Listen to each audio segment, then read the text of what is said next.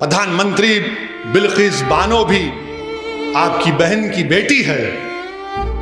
प्रधानमंत्री बिल्किस बानो भी आपकी भाई की बेटी है। आप नरेंद्र मोदी हैं मगर आप देश के प्रधानमंत्री हैं, आप मुल्क के वजीर आजम हैं।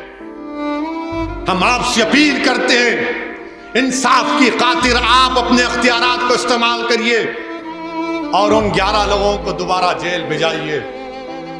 वो बिल्किस लाचार और यतीमी की हालत में आज कह रही है कि मैं दुनिया से बात नहीं करूंगी, मैं दुनिया से बात नहीं करूंगी, इंसाफ पे से मेरा भरोसा उठ चुका है। ये खवातीन से नाइंसाफी है। जो इंसाफ को पसंद करते हैं वो मायूस हो चुके हैं। जो बाप अपनी बेटी के वास्ते परेशान है वो देखकर बोल रहा है कि मेरी बेटी का क्या होगा। इस मुल्क में कोई दिन नहीं जाता जब हमारी खवातीन पर जुल्म नहीं किया जाता।